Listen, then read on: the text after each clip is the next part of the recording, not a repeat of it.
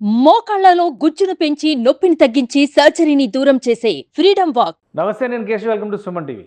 ఆంధ్రప్రదేశ్లో ఎన్నికల ఫలితాలపైన సర్వత్రా ఆసక్తి నెలకొని ఉంది. దేశవ్యాప్తంగా ఈ రాష్ట్రంలో ఎవరు ప్రభుత్వాన్ని ఏర్పాటు చేస్తారనేటువంటి చర్చ విస్తృతంగా జరుగుతుంది. ఇక రాష్ట్రంలో ఫలితాలను డిసైడ్ చేసేటువంటి అత్యంత కీలక జిల్లాల్లో ఉమ్మడి గుంటూరు జిల్లా ఒకటి. గుంటూరు జిల్లా వ్యాప్తంగా చూస్తే 17 అసెంబ్లీ స్థానాలు ఉన్నాయి. ఈ 17 అసెంబ్లీ స్థానాలు అలానే 3 పార్లమెంటు స్థానాలు గుంటూరు జిల్లా పరిధిలోకి వచ్చేటువంటి నియోజకవర్గాలతో ఏర్పడినటువంటి పరిస్థితి. ఇక్కడ ఎవరికి పట్టుంది, అలానే రాజకీయంగా చైతన్యం ఎక్కువగా ఉన్నటువంటి జిల్లా, ఇక్కడ చేసేటువంటి డెసిషన్ అంటే ఇక్కడ ఓటర్ల తీర్పు పక్క జిల్లాలను కూడా ప్రభావితం చేస్తుంది అనేటువంటి స్థాయిలో చర్చ నడుస్తూ ఉంటుంది. సో ఈ నేపథ్యాన్ని చూసినప్పుడు గుంటూరు జిల్లాలో 2024 ఎన్నికల్లో ఎవరెవరు బలమైనటువంటి అభ్యర్థులు బరిలో నిలిచారు, ఎవరి వైపు బలమైన గాలులు వీస్తున్నాయి, ఈ అంశాలను విశ్లేషించేటువంటి ప్రయత్నం చేద్దాం. కేకే సర్వేస్ సంస్థ గత ఎన్నికల సమయంలో కూడా ఒక రిపోర్ట్ ఇచ్చింది. ఆ రిపోర్ట్ యాక్యురేట్ రిజల్ట్గా మారిందనేటువంటి చర్చ నడుస్తున్నటువంటి సందర్భంలో సుమన్ టీవీ దీనికి సంబంధించినటువంటి విశ్లేషణని కేకే సర్వేస్ ద్వారా చేస్తుంది. కేకే సర్వేస్ ఫౌండర్ కేకే మనతో ఉన్నారు. కేకే నమస్తే. ఈ గుంటూరు జిల్లాకి సంబంధించి ఉమ్మడి గుంటూరు జిల్లా అంటే ఉభయ గోదావరి జిల్లాలతో పోల్చి చూసినప్పుడు తూర్పుగోదావరి జిల్లా తర్వాత అది ఒక బలమైనటువంటి పెద్ద జిల్లా. సో అంటే డీలిమిటేషన్కి ముందరైతే ఇంకా నంబర్ ఆఫ్ సీట్స్ కూడా ఎక్కువ ఉండే. ఇప్పుడు 17 సీట్లకు పరిమితమైనటువంటి జిల్లా కాబట్టి ఎలా ఉంది అసలు గుంటూరు జిల్లాలో బలాబలాలు కానీ ఓవరాల్గా పార్టీలకు సంబంధించినటువంటి వేవ్ విషయం కానీ ఏ విధంగా ఉంది? అంటే మీరు చెప్పిన మంచి కంపారిజన్ బాగా చేశారు సార్. ఉభయ గోదావరి జిల్లాలకి కృష్ణా గుంటూరు కాంబినేషన్కి ఈ రెండు జిల్లాలు కంపేర్ చేస్తే అక్కడ జనసేన గుర్రాలకి టీడీపీ గుర్రాలు తోడైతే చాలా ఫాస్ట్గా వెళ్తాయి. ఓకే.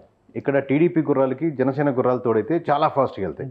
ఇంకా జోడు గుర్రాల్లాగా ఇక్కడ ఈ రెండింటికి కాంబినేషన్ అది. సో ఓవరాల్గా అక్కడ వేవ్ జనసేనకి అద్భుతంగా ఉంటుంది. అక్కడ కూటమి ఉంటుంది, అంటే టీడీపీ ఉంటారు, ఇక్కడ కూడా జనసేన ఉండేవాళ్ళు ఉంటారు నియోజకవర్గాలు. బట్ ప్రతి నియోజకవర్గంలో కూడా టీడీపీ ఖచ్చితంగా జనసేన సపోర్ట్ కావాలి, అక్కడ జనసేనకి ఖచ్చితంగా టీడీపీ సపోర్ట్ కావాలి. ఇలా ఈ జోడు గుర్రాల మీద అడ్వాంటేజ్ అయింది. అట్ ది సేమ్ టైం జోడు గుర్రాలు ఒక్కటే సరిపోదు, దానికి ఇచ్చే extra vote banking Jaganmohan Reddy గారు ఎంప్లాయీస్ ద్వారా కొంతమంది మీరు తీసుకోండి, అలాగే రోడ్ల ద్వారా, లిక్కర్ ద్వారా, రకరకాల ఇష్యూస్ ద్వారా, లేదా ఎంప్లాయ్మెంట్ కలిగించలేదని రకరకాల ఇష్యూస్ ద్వారా 1% ఇదిగో తీసుకోండి అని చెప్పి కూటమికి ఇచ్చారు ఆల్రెడీ. దాంతో పాటుగా యాడెడ్గా కృష్ణా గుంటూరులో అధికంగా మనకు మూలిగే నక్క మీద తాటికే పడ్డట్టు ఒక రాజధాని అంశం అనేది ప్రధానంగా వాళ్ళకి గుదిబండలా తయారైంది. దాన్ని ఇంకా యాడెడ్ అడ్వాంటేజ్గా తీసుకొని కూటమి కానీ జనసేన కానీ దాన్ని ఇంకా బలంగా ముందుకు తీసుకెళ్లి ప్రజల్లోకి ఓవరాల్గా కృష్ణా గుంటూరులో చాలా 90% మెజారిటీ స్థానాలు గెలుచుకోవడానికి దిశగా వెళ్తుంది. అదే రిజల్ట్ మీకు గుంటూరులో కూడా కనబడుతుంది. అంటే గుంటూరు సినారియో చూస్తే 17 నియోజకవర్గాల్లో ఒకే ఒక్క అసెంబ్లీ స్థానాన్ని జనసేన పార్టీకి ఇచ్చింది. అలానే కృష్ణా జిల్లాలో 2 బీజేపీకి ఇచ్చినా కానీ గుంటూరు జిల్లాలో బీజేపీకి 0 నిల్. సో ఇది ప్రభావం ఎలా ఉంటుంది? మిత్రపక్షాల మధ్య సమతూకం ఉందా లేదా? అంటే ఇది ఖచ్చితంగా జనసేన ఇంకొంచెం బెటర్గా దాన్ని బార్గెన్ చేసి ఉండొచ్చు. బీజేపీ నుంచి పక్కన పెట్టాం, లాస్ట్ మూమెంట్లో వచ్చింది కాబట్టి మేబీ వాళ్ళు సరిగ్గా దాన్ని ప్రొజెక్ట్ చేయలేకపోయారు. ఆబ్వియస్గా మనకు చాణక్య నీతిలాగా చంద్రబాబు గారు దీంట్లో నిష్ణాతుడు కాబట్టి ఎక్కడ ఎవరికి ఏ సీట్ ఇవ్వాలి, ఏ సీట్ ఇవ్వకూడదని చెప్పి ఆబ్వియస్గా ఆయనకు ఉన్నటువంటి చాణక్యం ఆయనకే ఫేవర్ చేస్తుంటుంది కదా పార్టీ కాబట్టి ఆబ్వియస్గా దీంట్లో టీడీపీ 100% సక్సెస్ అయ్యేది. ఇనిషియల్గా ఉన్నటువంటి హర్డల్స్ మాకు తక్కువ సీట్లు ఉన్నాయి అనేది నెంబర్ ప్రకటించినప్పుడు చాలా మందికి జనసేన వాళ్ళు డిసప్పాయింట్ అనమాట. 100% వాస్తవం. ఎందుకంటే వాళ్ళు ఎక్స్పెక్ట్ చేసింది 50 కాడి నుంచి 40 కాడి నుంచి 30 కాడి నుంచి 20 దగ్గరికి వచ్చింది. అంటే పవన్ కళ్యాణ్ సీట్ పక్కన పెడితే 20 సీట్లు తీసుకున్నారు. సో ఆబ్వియస్గా వాళ్ళు డిసప్పాయింట్ అయ్యారు. బట్ ఎలక్షన్స్ మూమెంట్ దగ్గరికి వచ్చేసరికి మనకు 4th ఫేజ్లో జరగడం వల్ల, అదే ఫస్ట్ ఫేజ్లో ఉంటే చాలా వరకు ఆ జెల్ అయ్యిండకపోవచ్చు, ఇబ్బంది అయ్యింది. అదే మనకు 4th ఫేజ్ రావడం వల్ల ఒక ఎనఫ్ టైం 1 month రావడం వల్ల వాళ్ళకి అడ్వాంటేజ్ ఏంటంటే ఈ కింద కార్యకర్తల వరకు అది బాగా జెల్ అయింది. దానికి తోడు జగన్మోహన్ రెడ్డి గారు కూడా కూటమి బాగా బలంగా ముందుకెళ్ళేదానికి బాగా ఆయన హెల్ప్ ఆయన చేశారు. ఎందుకంటే ఫినిషింగ్ సభ కూడా పిఠాపురంలో పెట్టడం, అంటే టార్గెటింగ్ ఎప్పుడైతే మీరు పవన్ కళ్యాణ్ చేస్తున్నారో పవన్ కళ్యాణ్ వేద్దామా వద్దా అనుకునే వాళ్ళు కూడా వీళ్ళు కన్సాలిడేట్ అయ్యేదానికి జగన్మోహన్ రెడ్డి గారు పడినటువంటి వ్యూహం వాళ్ళకి అడ్వాంటేజ్ అయింది. రైట్. అంటే అసలు ఓవరాల్గా గుంటూరు జిల్లాలో ఉన్నటువంటి నియోజకవర్గాలను ఒకసారి మనం పరిశీలిద్దాం. మొత్తం గుంటూరు జిల్లాలో, ఉమ్మడి గుంటూరు జిల్లాలో ఇది మొదటి లిస్టులో చూస్తే మనం మొత్తం 10 నియోజకవర్గాలు కనిపిస్తుంది. ఈ 10 నియోజకవర్గాల్లో ఒక గుంటూరు వెస్ట్ గత ఎన్నికల్లో తెలుగుదేశం పార్టీ గెలిచింది, మద్దాలగిరి, ఆయన కూడా వైసీపీలోకి వెళ్ళిపోయాడు. సో ఈ మిగతా అన్ని నియోజకవర్గాలు 9 నియోజకవర్గాలు కూడా వైసీపీ గెలుచుకున్నటువంటి నియోజకవర్గాలు. ఇక మిగతా లిస్టులో మనం చూస్తే కనుక మాచర్ల, గురజాల, నరసరావుపేట లాస్ట్ టైం మిత్రపక్షం బీజేపీ కంటెస్ట్ చేసింది, బీజేపీ ఓడిపోయినటువంటి పరిస్థితి. పెదకూరపాడు, వేమూరు ఎస్సీ, రేపల్లె, బాపట్ల ఈ లిస్టులో కూడా ఒక్క రేపల్లెలో అనగాని సత్యప్రసాద్ లాస్ట్ టైం కూడా టీడీపీ నుంచి గెలిచారు, ఈసారి కూడా ఆయనే పోటీ చేస్తారు. మొత్తం 17 అసెంబ్లీ నియోజకవర్గాలు గుంటూరు జిల్లా పరిధిలో ఉన్నటువంటి నియోజకవర్గాలు.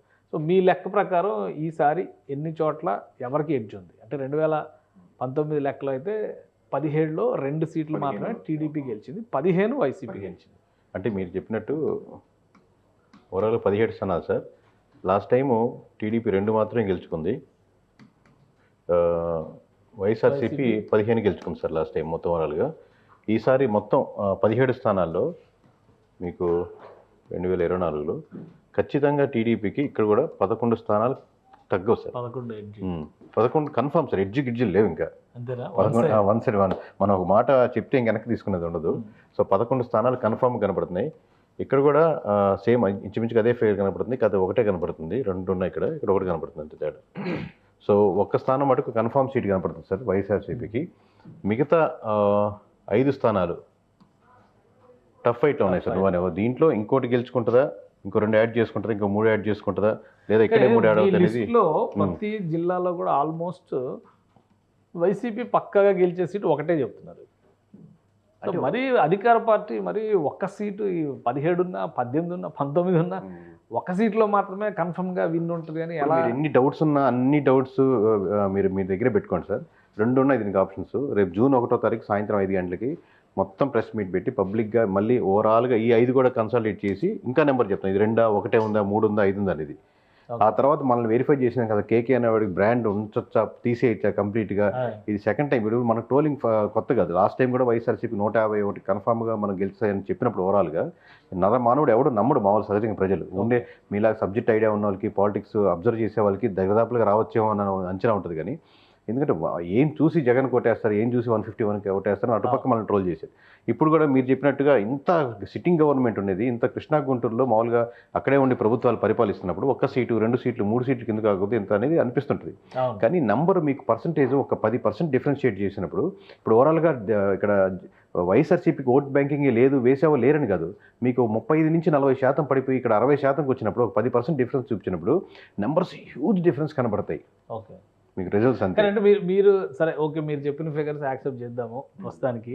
కానీ ఓవరాల్గా ఒక్కొక్క నియోజకవర్గం పరిధిలో చూస్తే మనం ఇప్పుడు తాడికొండ, సరే తాడికొండ లాస్ట్ టైము ఉండవల్లి శ్రీదేవి గారు గెలిచారు, ఒక వ్యతిరేకత ఉందనుకున్నా, ఆమె టీడీపీ వైపు టర్న్అవుట్ అయ్యారు. మేకతోటి సుచరితని ప్రతిపాడులో గెలిచినటువంటి ఆమె ఇక్కడ హోంమంత్రి, మాజీ హోంమంత్రిగా కూడా చేశారు. సో ఆమెను ఇక్కడికి తీసుకొచ్చి పెట్టారు. కొత్త నియోజకవర్గం సార్ ఓవరాల్గా మీకు సార్. ఓకే, నియోజకవర్గం మొత్తం పూర్తిగా మారిపోయిందా? మారిపోయినప్పటికీ కూడా అంటే పక్కనే కదా, పక్క నియోజకవర్గం కొంత ఎఫెక్ట్ ఉంటుంది సార్. మీకు ఒక 4 సంవత్సరాలు ఓవరాల్గా అక్కడ ఉన్నప్పుడు, అక్కడ ఉన్నటువంటి మీ కమ్యూనికేషన్ మీరు ఏర్పరచుకుంటున్నప్పుడు లాస్ట్ టైము చివరి నిమిషంలో జరిగేటువంటి సర్దుబాట్లు వచ్చినప్పుడు మీ కొత్త ఆ మండలాలు కొత్త, ప్రజలు కొత్త, కనెక్షన్స్ కొత్త, వీటితో పాటు మీకు ఒక పార్టీకి వేవ్ ఉండి పాజిటివ్గా ఉందనుకోండి, కొత్త క్యాండిడేట్ అప్పుడే ఇంజనీరింగ్ కంప్లీట్ అయ్యి కుర్రాడు కూడా గెలిచేసుకునే సీట్లు ఉంటాయి కొన్ని. కానీ ఒకటి అంటే ఇప్పుడు మీరు అన్న పాయింట్స్ అన్ని యాక్సెప్ట్ చేసినా కానీ జగన్మోహన్ రెడ్డి గారు ఎక్కువ ఎక్స్పెరిమెంట్స్ చేసింది గుంటూరు కృష్ణా జిల్లాలో. ఎందుకంటే ఆయనకు ముందుగానే ఒక ఈక్వేషన్ మీద అనుమానం ఉంది కాబట్టి. సో వాటిని ఇప్పుడు ఎగ్జాంపుల్ మంగళగిరి చూద్దాం. సిట్టింగ్ ఎమ్మెల్యేని పక్కన పెట్టి మళ్ళీ ఆయన వేరే వాళ్ళని తీసుకొచ్చి క్యాండిడేట్ని మార్చి 2-3 సార్లు జరిగింది. పక్కన పెట్టలేదు సార్, ఆయన పక్కకి వెళ్ళలేదు. ఆయన పక్కకి వెళ్ళలేదు, ఆయన పక్కన పెట్టబట్టే ఆయన పక్కకి వెళ్ళాడు. సో ఆ ఈక్వేషన్ దెబ్బ కొట్టింది. ఆయన కాంగ్రెస్ పార్టీలోకి వెళ్ళి కూడా మళ్ళీ వెనక్కి వచ్చినటువంటి పరిస్థితిని మనం ఆల్రెడీ చూసాం. సో అదే విధంగా మనం ఇక్కడ లెక్కేసి చూస్తే ప్రతిపాడు నియోజకవర్గం కూడా చేంజ్, తాడికొండ నియోజకవర్గం చేంజ్, అలానే గుంటూరు వెస్ట్ చేంజ్. ఎందుకంటే గారిని ఇప్పుడు ఏమో చిలకలూరుపేట ఈ 2 పక్కనే సార్. చిన్న కాదు అసలు, అక్కడ మద్దాలగిరి టీడీపీ నుంచి గెలిచి ఆయన వైసీపీలోకి వచ్చాడు, సిట్టింగ్ ఎమ్మెల్యే. ఆయన పక్కన పెట్టేసి విడుదల రజని అంటే ఇక్కడికి ఇంపోర్ట్ చేశారు. కూడా మీకు వెస్ట్ గెలుచుకుందంటే ఆబ్వియస్ గా కొంచెం పార్టీ బలం అక్కడ ఉన్నట్టు కదా, కేవలం మద్దాల రవి ఓట్ బ్యాంకింగ్ అంతా కాదు కదా. ప్లస్ మీకు చిలకలూరుపేటలో ఆమె ఎక్కడో వర్క్ చేసుకుంటుంది, రైటో రాంగో ఆమె కమెంట్స్ ఉన్నాయి, నెగిటివ్ ఏదో వర్క్ చేసుకుంటే ఆ కనెక్షన్స్ ఏర్పరచుకుంటుంది. మీరు కంప్లీట్గా గుంటూరు వెస్ట్లో ఇచ్చారు, ఒక బలమైన నాయకుడిని తెచ్చి లాస్ట్ టైం టీడీపీ క్యాండిడేట్ని మనం గెలిచిన నియోజకవర్గాన్ని ఈసారి వైసీపీ కైవసం చేసుకునే లెవెల్లో ఇచ్చారు. ఆల్రెడీ చిలకలూరుపేటలో నాకు టఫ్ ఫైట్ ఉన్నారు, ఇప్పుడు అక్కడ తీసుకొచ్చి మళ్ళీ గుంటూరు వెస్ట్లో ఇచ్చారు. కనీసం చిలకలూరుపేట అయితే కనీసం ఫైట్ ఉంటుంది. ఇప్పుడు ఇది చిలకలూరుపేట వచ్చి మూవ్ అయ్యారో ఇంకా ఆ చిలకలూరుపేట ఇది కూటమి కన్ఫర్మ్ సీట్ అని అక్కడ అది పోయింది, ఇది పోయింది. ఓకే, అంటే ఇప్పుడు చిలకలూరుపేటలో కూడా మనోహర్ నాయుడు తీసుకొచ్చారు, ఇక్కడ కూడా ఒక ఈక్వేషన్ ప్రజెంట్ చేసేటువంటి ప్రయత్నం చేశారు. కమ్మ కాపు ఈ కాంబినేషన్స్ వీటన్నిటిని కౌంటర్ చేసేటువంటి ఒక ఎత్తుగడ నడుస్తుంది కదా. ఆపోజిషన్ చూసుకోవాలి కదా సార్ ప్రతిపాటి పుల్లారావు గారు. సో దాంట్లో మీరు 4 సంవత్సరాలు ఉండి వర్క్ చేసిన విడుదల రజనీ పక్కన పెట్టారు.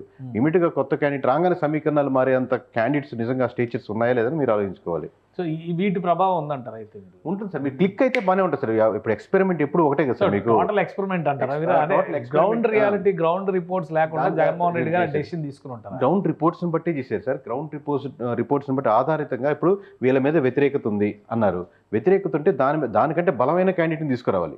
విడుదల రజనీ గారి కంటే ఇంకా స్ట్రాంగ్ కనెక్షన్స్ ఉండి తీసుకురావాలి. అక్కడ గుంటూరు ఆమెను పంపించాలంటే విడుదల రజనీ వస్తే అక్కడ గెలుచుకునే సీటు పంపించాలి. ఇట్లా మీరు రిపోర్ట్స్ ఆధారిత కరెక్ట్. ఇంకొకటి కూడా ఇక్కడ కొన్ని కాంబినేషన్స్ ఏవైతే వర్కౌట్ చేశారో జగన్మోహన్ రెడ్డి గారు కీన్ గా మనం అబ్జర్వ్ చేస్తే బీసీ కార్డు ఎక్కువ ప్రజెంట్ చేశారు. చాలా చోట్ల ఓసీలకి పట్టున్నది అనుకున్నటువంటి చోట్ల కూడా బీసీ జనాభాని దృష్టిలో పెట్టుకుని ఆయన చేంజెస్ చేశారు. ఇవి పనిచేయమంటారా సామాజిక? ఇది చాలా ఎక్కువ మందికి ఉన్న అపో సార్, బీసీ కార్డ్ అని అంటారు. ఇప్పుడు ఇండివిజువల్గా ఒక యాదవ్ని ఒక దగ్గర కంటెస్ట్ చెప్పారు సార్, అక్కడ యాదవ్ ఓట్ బ్యాంక్ యాదవ్ దిగారు కదా అక్కడ నరసరావుపేట పార్లమెంటరీ సార్. అక్కడ అంటే ఫ్రెష్గా రావడం, దానికి ముందు వర్క్ చేసుకునే టైం ఇవ్వాలి కదా సార్. లాస్ట్ మూమెంట్లో ఒక 15 రోజులు ముందు వస్తే 7 నియోజకవర్గాలు ఎక్కడెక్కడ ఏ మండలాలు ఉన్నాయో తెలుసుకునేదానికి వారం పడుతుంది. రోజుకి ఒక నియోజకవర్గం మొత్తం పేపర్ మీద చూసుకునేదానికి తిరిగేదానికి అంటలేదు నేను. ఏ మండలాలు, ఏ విలేజ్లు, అర్థం చేసుకోవడానికి 1 వీక్ పడుతుంది. మీరు అర్థం చేసుకునేసిన తర్వాత యాదవ్ వచ్చాడు కాబట్టి అందరూ యాదవ్ మనం యాదవ్కి వేయాలనుకోరు కదా ఇమీడియట్గా. మీరు ర్యాపో పెంచుకుంటే ఆ కుల సమీకరణాలు వచ్చేదానికి ఆస్కారం ఉంటుంది. సో ఆ బీసీ కార్డు ఏదైతే ఉందంటారో జనరల్గా బీసీలంతా ఒక దగ్గర కూర్చొని మంగళగిరిలో మీటింగ్ పెట్టుకుని ఈసారి మన బీసీలంతా ఈ పార్టీ కోటేద్దామని ఒక కన్సాలిడేట్గా ఒక ఓట్ బ్యాంకింగ్ ఉండదు సార్. ఇండివిజువల్ ఒక క్యాస్ట్ ఉండొచ్చు. మంగళగిరి స్టోరీ తీశారు కాబట్టి మంగళగిరి విషయమే చెప్పండి. ఇక్కడ బీసీ చుట్టూ రాజకీయం నడిచింది. లాస్ట్ టైం ఉన్నటువంటి లెక్కల్లో సరే లోకేష్ గారి మీద వ్యతిరేకత కావచ్చు, లేదా అక్కడ ఉన్నటువంటి ముఖ్యంగా గంజి చిరంజీవి 2014 ఎలక్షన్ 2019 ఎలక్షన్స్లో ఆయనకి సీట్ ఇస్తారో పక్కాగానే ప్రచారం జరిగింది. ఎందుకంటే 2014 ఎలక్షన్స్లో ఇదే మంగళగిరిలో ఆళ్ళ రామకృష్ణారెడ్డి చేతిలో కేవలం 10 ఓట్లు 12 ఓట్ల తేడాతో అనుకుంటే ఆయన ఓడిపోయారు. ఆ సింపతి ఉంది.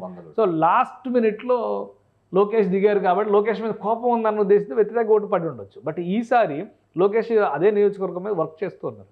ఇక్కడ ఆళ్ళ రామకృష్ణారెడ్డిని పక్కన పెట్టారు, గంజి చిరంజీవిని తీసుకొచ్చి ఆయన క్యాండిడేట్ అని మళ్ళీ ఆయన పక్కన పెట్టారు, ఫైనల్గా మురుగుడు లావణ్యని తీసుకొచ్చారు. సో ఇక్కడ ఎలా అంటే ఇండివిజువల్గా ఆమె ఏం అంటలేదు సార్, ఎందుకంటే ఆమె కూడా పొలిటికల్ ఫ్యామిలీ నుంచి వచ్చారు. సడన్గా రావడం వల్ల అంత లోపలికి జొచ్చుకొని పోయే తత్వం లేకుండా వీక్నెస్ కనపడింది.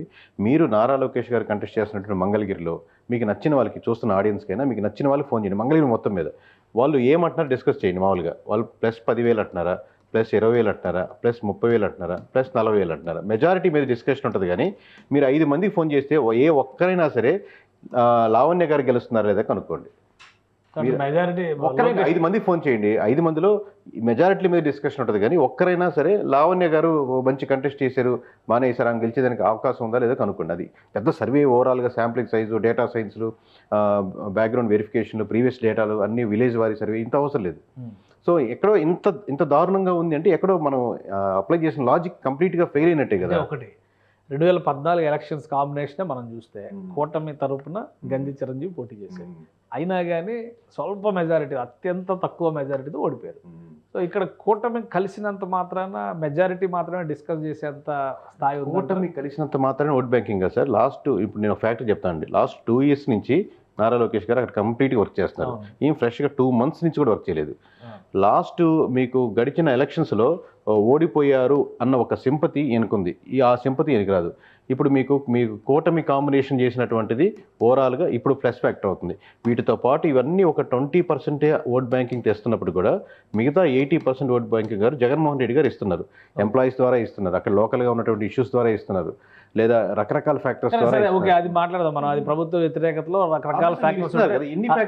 ఇప్పుడు మీరు చెప్పిన 3 కాంబినేషన్స్లో ఫస్ట్ 2 years నుంచి వర్క్ చేస్తున్నారు అన్నారు. బట్ బీసీలకి బలమైనటువంటి నియోజకవర్గం, బీసీ జనాభా ఎక్కువ ఉంది, కానీ బీసీకి సీట్ ఇవ్వట్లేదు ప్రతిసారి అనేటువంటి చర్చని జగన్మోహన్ రెడ్డి గారు రైజ్ చేశారు.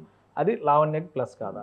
రెండోది, ఆమె 2 నెలలు కూడా వర్క్ చేయలేదు అంటున్నారు, బట్ ఓడిపోయారు అనేటువంటి సింపతి ఉంటుంది అన్నారు.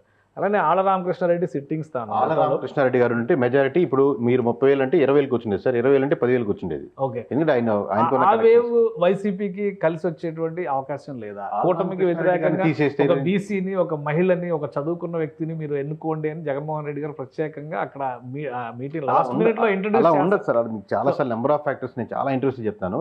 175 మంది మహిళల్ని పెట్టినా కానీ మహిళలంతా మహిళల పార్టీకే ఓటేద్దామని ఉండదు. 175 మంది బీసీలు పెట్టినా ఈసారి మనం బీసీలంతా కలిపి ఆ పార్టీకి వేయాలి ఉండదు.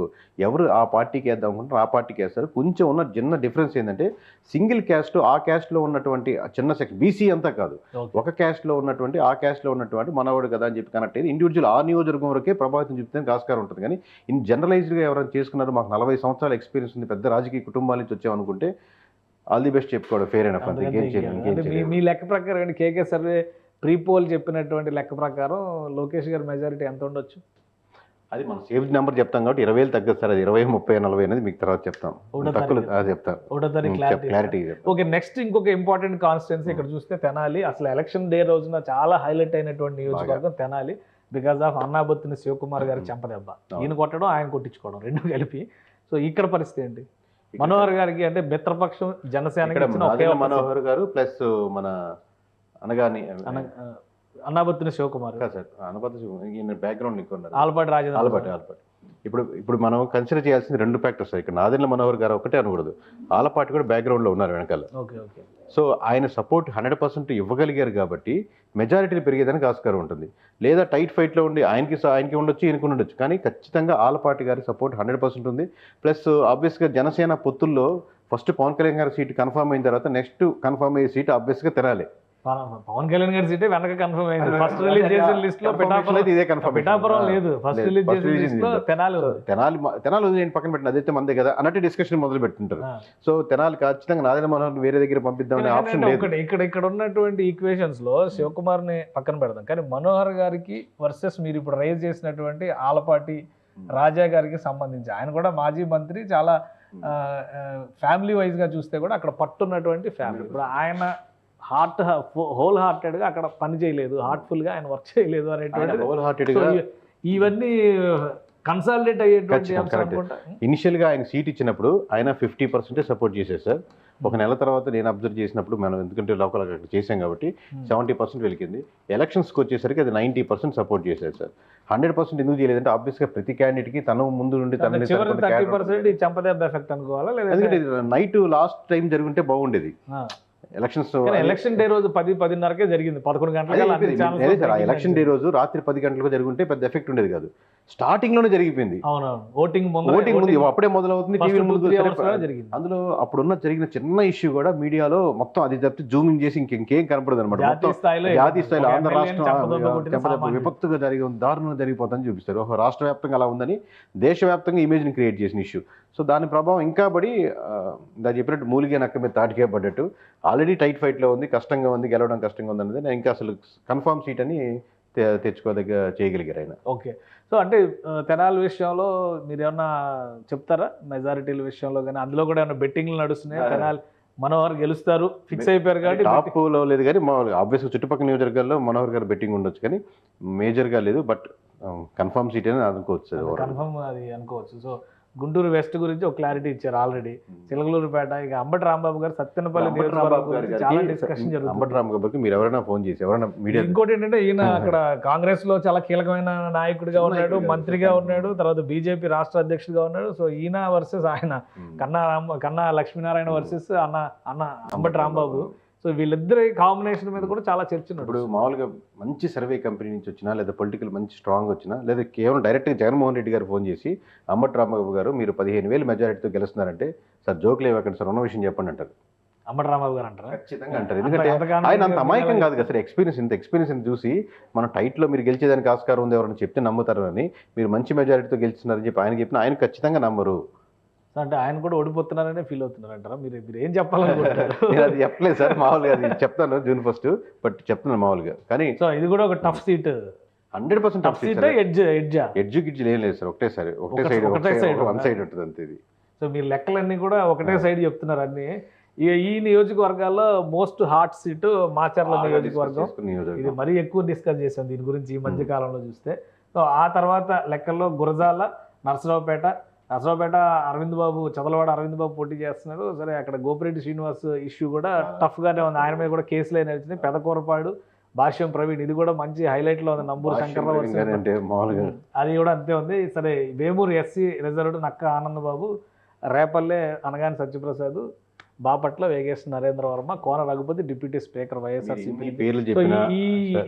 ఈ సీట్స్ లో, ఈ 7 సీట్స్ లో ఏంటి పరిస్థితి? ఇప్పుడు 7 సీట్స్ అదే సార్, దీంట్లో ఒక సీట్ వచ్చేదానికి టఫ్ ఒక ఆస్కారం సార్. మొత్తం ఉమ్మడి జిల్లాలో ఒక సీట్ వస్తుంది. సో అంటే ఆ 10లో అసలు ఏది లేదంటారు. దాంట్లో టఫ్ వెయిట్లు ఎక్కువ ఉన్నాయి సార్.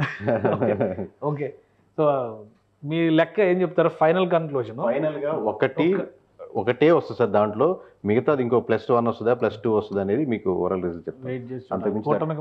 మళ్ళీ చెప్తున్నాను సార్, కృష్ణా గుంటూరు 2 కలుపుకొని చూసినా రేపు వైఎస్ఆర్సీపీ సింగిల్ డిజిట్ అంటే 9 అక్కడ 2 ఇక్కడ 2 టీడీపీ సింగిల్ డిజిట్ లోనే ఉంది. మరి 2 జిల్లా అంటే 33 సీట్లు ఓవరాల్ గా కృష్ణా గుంటూరు జిల్లాలో 33 సీట్లలో వైసీపీకి ఎన్ని రావచ్చు మీ లెక్క ప్రకారం? వైసీపీకి 33లో సార్ 9 దాటదు సార్.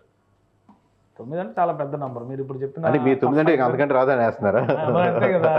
అంటే టఫ్ ఫైట్ కదా సార్. 5 ఉన్నాయి, 4 ఉన్నాయి, మరి 5 గెలుచుకున్నా 11 రావాలి, 10 రావాలి కదా. టఫ్ ఫైట్లు గెలవాలనుకున్నా కానీ ఆశాభావం వ్యక్తం చేసినా కానీ. సో ఇంకొకటి, ఇప్పుడు మన టోటల్ డిస్కషన్ లో ఎక్కడికక్కడ ఏ కాన్స్టిట్యున్సీకి ఆ కాన్స్టిట్యున్సీ ఇండివిజువల్ ఇష్యూస్ ఎక్కువ ఉన్నాయి, కానీ అమరావతి లాంటి మేజర్ ఇష్యూని అక్కడ ప్రజలు ఓన్ చేసుకుని వ్యతిరేకించేటువంటి పరిస్థితి ఉందా? జనరలైజ్డ్ గా ఉంది సార్. మళ్ళీ ఇప్పుడు ఇండివిజువల్ ఇష్యూస్ మళ్ళీ అది కూడా యాడెడ్ అవుతూ ఉంటుంది. అది అడిషనల్ విడుదల గారి నియోజకవర్గం ఉంది, కొత్తగా వచ్చారు. ఆల్రెడీ రాజధాని ఇష్యూ జరుగుతుంది. ఇప్పుడు బలమైన క్యాండిడేట్ ఆడికి వస్తే వేరే విధంగా ఉండేది. సో కొత్తగా వచ్చేసరికి ఇంకొంచెం ఇష్యూ అయింది. అలాగే అంబటి రాంబాబు గారు ఉంది. ఇవన్నీ ఆల్రెడీ ఇష్యూస్ ఉన్నాయి. అంబటి రాంబాబు గారి మీద వచ్చిన ఇష్యూస్ ఇంకా యాడెడ్ డిసడ్వాంటేజ్ అయింది దానికి వైఎస్ఆర్సీపీకి. 3 పార్లమెంట్ స్థానాల పరిధిలోకి వచ్చేటువంటి నియోజకవర్గాలు ఇవన్నీ. పార్లమెంట్ లో కూడా దీని ఎఫెక్ట్ దాని మీద పడుతుంది సార్.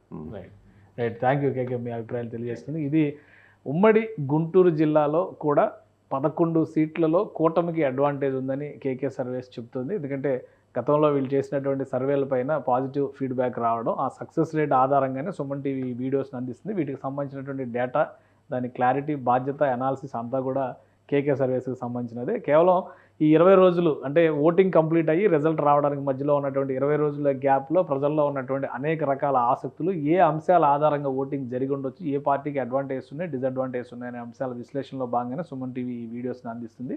ఇక మరిన్ని వీడియోస్ అంటే ఇతర జిల్లాల్లో ఉన్నటువంటి రాజకీయ సమీకరణలు, వీటిపైన కూడా విశ్లేషణకి సంబంధించిన వీడియోస్ని సుమన్ టీవీ అందిస్తుంది. దీనిపైన ముందుగా జూన్ 4వ తేదీన రాబోయేటువంటి రిజల్టే ఫైనల్. అప్పటి వరకు మనం వేసే అంచనాలన్నీ కూడా ఎవరికి వారు వ్యక్తిగతమైనటువంటి అంచనాలు కావచ్చు, అలానే కొంత ప్రొఫెషనల్ స్టడీస్ చేసినటువంటి వాళ్ళు, సైంటిఫిక్ స్టడీస్ చేసినటువంటి సర్వేస్ చేసిన సంస్థలు వాళ్ళు ఇచ్చేటువంటి డేటాను మాత్రమే సుమన్ టీవీ అందిస్తుందని గమనించగలరు. ఇది special discussion. Keep watching. Suman టీవీలో మీ పర్సనల్ అండ్ బిజినెస్ ప్రమోషన్స్ కోసం కింది నెంబర్కి కాంటాక్ట్ చేయండి.